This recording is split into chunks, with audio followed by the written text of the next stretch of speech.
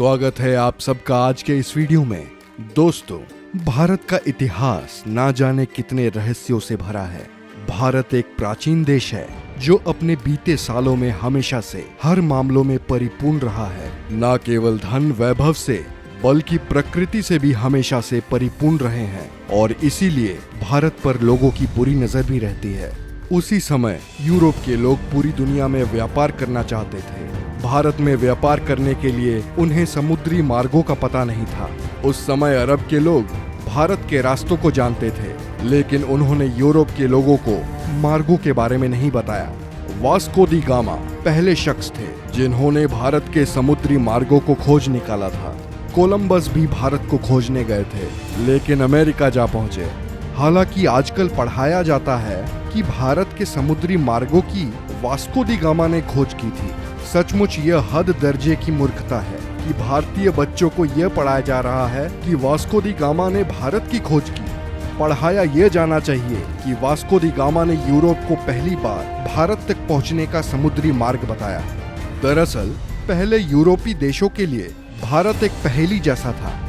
Europe अरब के देशों से मसाले, मिर्च आदि खरीदता था, लेकिन अरब देश के कारोबारी उन्हें ये नहीं बताते थे कि यह मसाले वह पैदा किस जगह करते हैं। यूरोपीय इस बात को समझ चुके थे कि अरब कारोबारी उनसे जरूर कुछ छुपा रहे हैं। ये कारोबारी अरब के उस पार पूर्वी देशों से ज्यादा परिचित नहीं थे। जहां तक सवाल भारत का है, तो इसके एक और हिमालय की ऐसी श्रृंखलाएं हैं जिसे पार करना उस दौर में असंभव ही था। भारत के दूसरी ओर 3 ओर से भारत को समुद्र ने घेर रखा था। ऐसे में यूरोप वासियों के लिए भारत पहुंचने के लिए 3 रास्ते थे। पहला, रशिया पार करके चीन होते हुए बर्मा में पहुंचकर भारत में आना, जो कि अनुमान से कहीं ज्यादा लंबा और जोखिम भरा था। दूसरा रास्ता था अरब और ईरान को पार करके भारत पहुंचना, लेकिन यह रास्ता अरब के लोग इस्तेमाल करते थे और वे किसी अन्य को अंदर घुसने नहीं देते थे। तीसरा रास्ता समुद्र का था, जिसमें चुनौती देने वाला सिर्फ समुद्र ही था। वास्को दी गामा एक पुर्तगाली नागरिक था जो पेशे से एक नाविक था। इसका जन्म 1460 ईस्वी में पुर्तगाल के साइनस में माना जाता है। उस समय में अरब के लोग यूरोप में मसाला बेचा करते थे जो वो भारत से लाते थे। यूरोप में इन मसालों की मांग बहुत ज्यादा थी, इसीलिए यूरोप के लोग भारत जाकर मसाले लाना चाहते थे, लेकिन उनके लिए भारत जाने का रास्ता दुर्गम भरा था।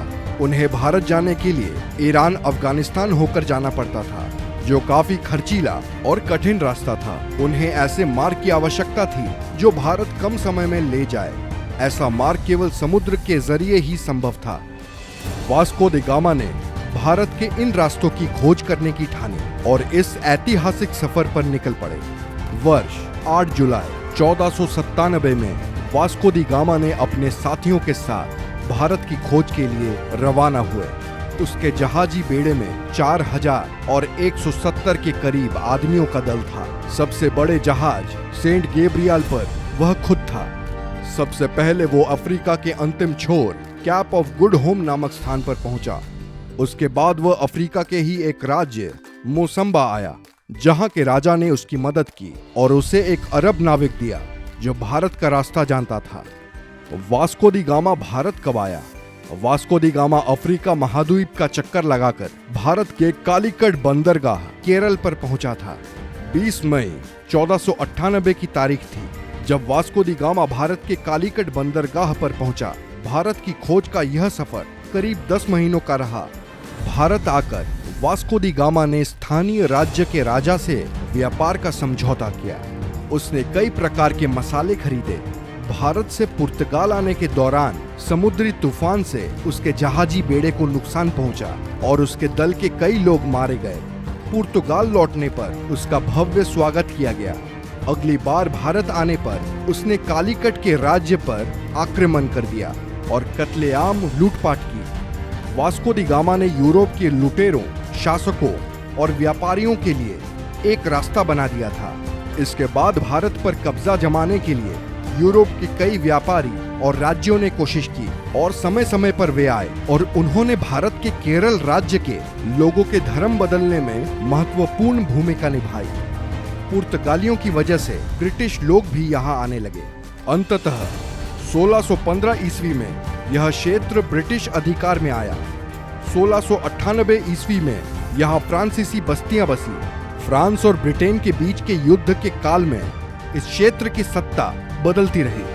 1503 में वास्को पुर्तगाल लौट गए और 20 साल वहां रहने के बाद वह भारत वापस चले गए। 24 मई 1524 को वास्को दी गामा की मृत्यु हो गई। लिस्बन में वास्को के नाम का स्मारक है। इसी जगह से उन्होंने भारत की यात्रा शुरू की थी। दरअसल 1492 में नाविक राजकुमार हेनरी की नीति का अनुसरण करते हुए किंग जॉन ने एक पुर्तगाली बेड़े को भारत भेजने की योजना बनाई ताकि एशिया के लिए समुद्री मार्ग खुल सके। उनकी योजना मुसलमानों को पछाड़ने की थी, जिनका उस समय भारत और अन्य पूर्वी देशों के साथ व्यापार का एकाधिकार था। एस्टावोडी गामा को इस अभियान के नेतृत्व के लिए चुना गया, लेकिन उनकी मृत्यु के बाद वास्को द गामा ने उनका स्थान लिया। ये कहना कि भारत की खोज कब हुई महज एक बेतुका सवाल है। भारत किसी की खोज का मोहताज नहीं है। इस देश का इतिहास कुछ हजार या लाख नहीं, करोड़ों साल पुराना है। वैसे आप लोगों को क्या लगता है, क्या भारत की खोज का श्रेय एक व्यक्ति को देना सही है? अपने व्यूज हमें कमेंट सेक्शन में बताएं। वीडियो अच्छी लगी हो तो लाइक करें, शेयर करें और ऐसे ही अमेजिंग वीडियोस के लिए हमारे चैनल को सब्सक्राइब करें। मिलते हैं अगले वीडियो में।